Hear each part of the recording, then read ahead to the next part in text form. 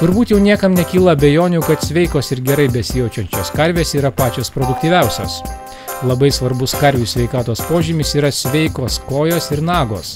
Šioje padavinio žemės ūkio bendrovėje karvės laikomos pririštos, todėl karvių nagų priežiūra kol kas nereikalauja daug dėmesio. Pienininkystės ūkyje yra pati didžiausia problema, tai mastitai. Paskui sekančios problemos tai yra karvių nagos ir endometritai. Kada yra palaidas laikymas, tai palaidam laikyme po mastito eina problema su nagom. Kada pririštas laikymas, tada nagos nueina į antrą planą, o išlenda endometritai. Bet kokiu atveju, kalbant dabar apie karvių nagas, tai bet kokiu atveju mums reikia 2 kartus metuose profilaktiškai peržiūrėti kiekvieną karvės nagą. Ir tai atliekama idealiausiai pavasarį ir rudenį. Palaidam laikyme, tada gaunasi daugiau problemų. Ir kasgi tada palaidam laikyme? Palaidam laikyme nagas reikėtų dezinfekuoti su specialiais tirpalais. Daugelis naudoja vario sulfatą ir kitus dalykus, bet labai yra efektyvus amonio pagrindo su rūgštim. Laidos ekspertai patarė nagų dezinfekciją atlikti sistemingai. Specialios tirpalų vonelės turi būti naudojamos tam tikrą laikotarpį be pertraukos. Tokia profilaktika ypač patartina prieš prasidedant šaltajam metų laikui.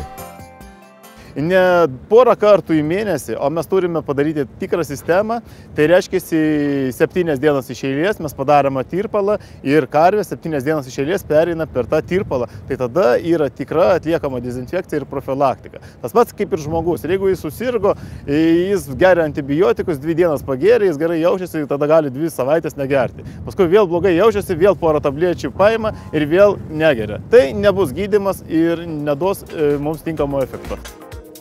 Karvių nagų ligų profilaktikoje vienas svarbiausių dalykų – reguliari ir profesionali nagų priežiūra. Karvės, kurių nagos reguliariai ir profesionaliai tvarkomos, mažiau jautrios ir žymiai rečiau serga įvairiomis nagų ligomis – tarpunagės dermatitu, laminitu, tarpunagės flegmona, nagų rago įtrūkimais, baltosios linijos uždegimu, nagų pado opos ir pastaruoju metu vis labiau plintančia morteliaro liga. Tiesiog noriu pasakyti, kadangi yra ir smulkūs ūkiai, patys nepasidarys tos profilaktinės priemonės, kuri nepaprastai reikalinga, nes kadangi keičiasi gyvuliai, didėja jų svoris ir gyvuliai vargsta ant kojų pagrindinis krūvis, na ir nagos atneša tikrai labai didelius nuostolius, lyginant su mastitais ir nagomis, tai tikrai reikia smulkiem ūkiam šitą paslaugą arba tiesiog atlikti. Tyrimais nustatyta, kad iš karvių, kurių nagos buvo gerai prižiūrimos ir reguliariai tvarkomos, per laktaciją primelžta vidutiniškai 1500 kg pieno daugiau, negu iš karvių, kurių nagos nebuvo tvarkomos. Šiame ūkyje Marijampolės rajone pasiruošimas žiemai vyksta ne tik tvarkant tvartus ar prižiūrint karvių nagas. Didelį dėmesį šio ūkio šeimininkai skiria ir melžimo įrangos priežiūrai prieš žiemą. Labai yra svarbu laiku atlikti melžimo įrangos servisą. Ir būtent labai yra aktualu laiku pakeisti melžiklių gumas, taip pat sureguliuoti tinkamai vakuumą, taip pat patikrinti pulsatorių darbą ir tai būtina atlikti pagal tam tikrus nustatytus periodus. Na, o dabar apie viską iš eilės. Pirmiausiai specialistai patikrina melžiklių gumas. Jos turi būti nesuskirdusios. Tačiau čia svarbu ne tik apžiūrėti, bet ir žinoti, kiek melžiklių gumos buvo naudotos. Jom yra techninė charakteristikoje skirta 2500 uždėjimų ant karvės. Arba jeigu mažesnis ūkis ir neišeina per pusę metų tiek tų uždėjimų ant karvės, tada kas pusę metų keisti. Nes guma jinai turi poveikį iš saulės, oro, reiškia atmosferos poveikį ir ilgiau kaip pusę metų skaitusi yra jau reikia ją keisti, nėra gera. Dar vienas darbas, kurį atlieka melžimo įrangą prižiūrinčios įmonės specialistai – tinkamo vakuumo melžimo aparatuose nustatymas. Vakuumas, kai melžiama į melžimo liniją, kaip ir šioje fermoje, turi būti iki 48–50 kPa. kai melžiama melžimo aikštelėse nuo 38 iki 42 kilopaskalių. Kada atliekamas servizas melžimo aparatam DIVAC, jį išardžius ir vėl surinkus būtina sureguliuoti jo masažinį vakuumą. Jis turi būti 33 kilopaskaliai. Tai atliekama reguliavimo varžteliu ir šio kompiuterio pagalba.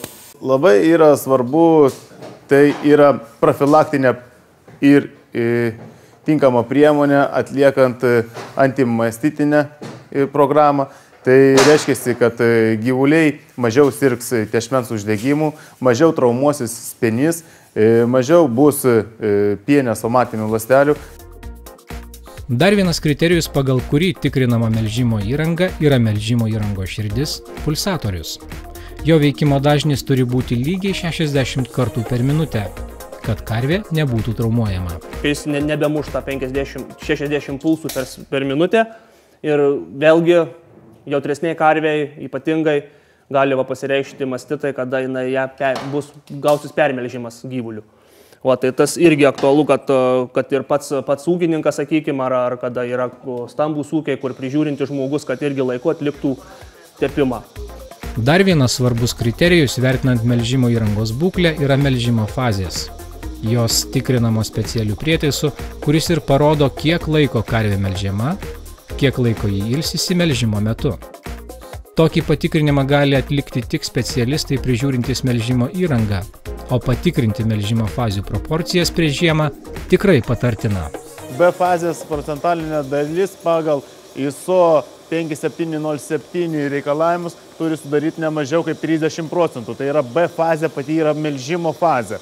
O D fazė yra poilsio fazė ir jinai turi sudaryti ne mažiau kaip 15% nuo viso mūsų melžimo ciklo arba 150 milisekundžių.